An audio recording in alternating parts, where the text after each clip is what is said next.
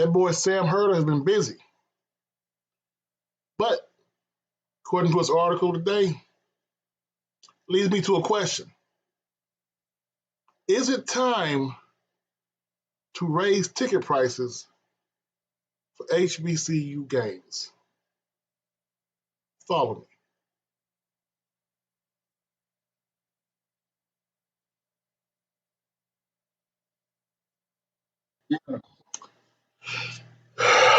Once again, Sam Herder's been a very busy dude.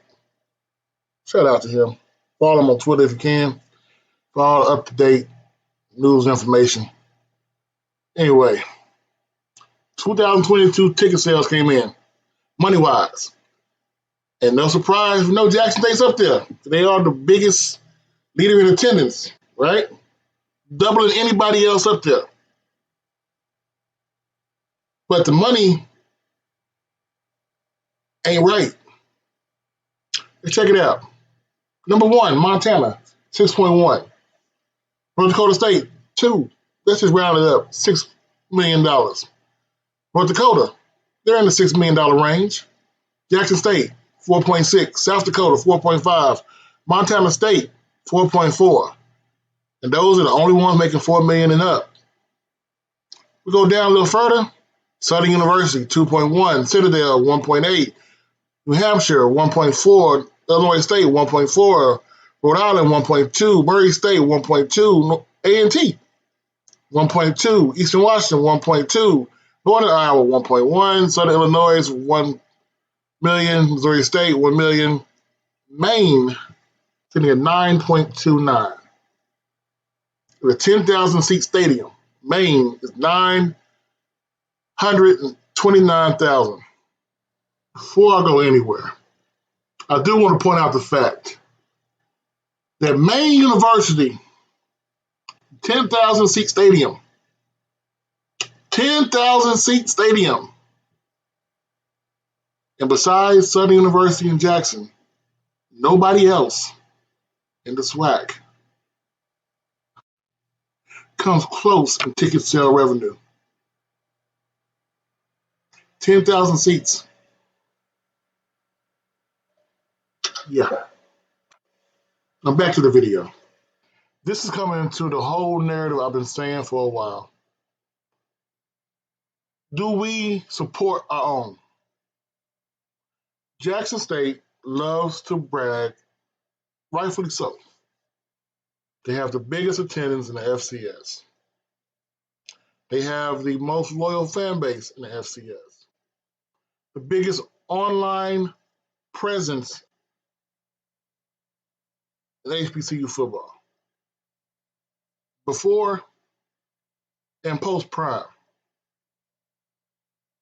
Jackson State was that school. Now, don't get me wrong, before Prime, people weren't checking for the SWAC. But they were checking for Jackson. And it's also why the question always comes up, people asking, should Jackson leave the SWAC? Because no one else comes even close to their attendance. No one comes close to their prices. Now you can say it's all because they have a 62,000 seat stadium. That could be something about that. But the next closest one, as far as money-wise goes, will be Southern University. But they are some of the top 3 in attendance. What's driving the low amount of money in revenue for the attendance that they're bringing in? It's only one answer, people. It's so simple, but it's so hard to discuss. Money. I'll tell you something. The amount of tickets Jackson and Southern are selling should have them way above anybody else on that list. It's the price they're selling them for is what the issue is. Now, for so long, for so long, we've been used to saying, well, We got to put it at that price because our people can't afford anything else. Our people can't afford to pay the thousands upon thousands of dollars to go to these games. They can't afford to pay hundreds of dollars for season tickets or the $7,000 like Colorado's charging for a one game ticket. Can't afford that. I get it. I get it. But to put the tickets at such a low price is a disservice not only to us, it doesn't make the game special.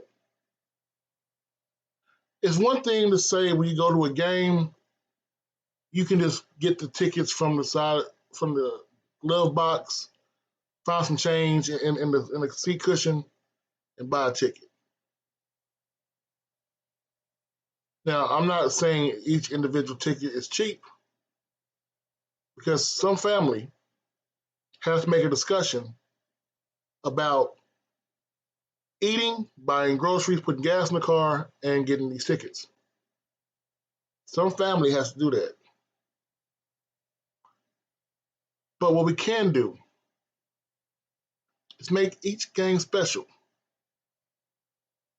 Coach O and Zoe had a commercial.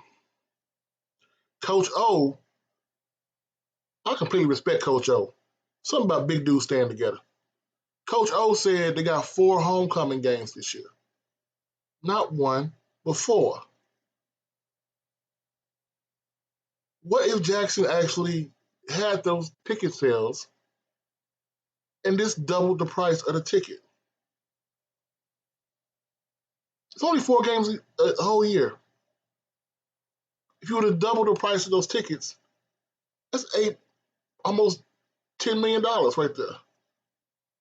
About $9 million. That's what the difference is. I did a video yesterday about this as well. The difference between the schools on the higher end of these conversations and HBCUs, one, attendance. Until these HBCUs push online degrees like UCF did, like Arizona is doing right now, like UT Rio Grande is doing to boost their numbers to get more revenue into the school while online courses, online degrees, they won't get the money for it. They won't get the money for the student fees that other schools are getting. At the same time, to go to these games, make it feel special. Each game must feel like an event. If I am paying less than $50 for a ticket to go to any game, that game is not special. Those are giveaway prices. Now, I know the economic condition between Jackson and Texas are way different. I get that. But at the same time, we got to understand something. Us, we, everybody, way you want to say it, must support our own. If you don't support your own, no one else will. The ticket sales, we like to always compare ourselves to the FBS Power 5. One game ticket, one game at a Power 5 school will generate more money than the whole season at Jackson. Because they support themselves. Outside of the community and the alumni,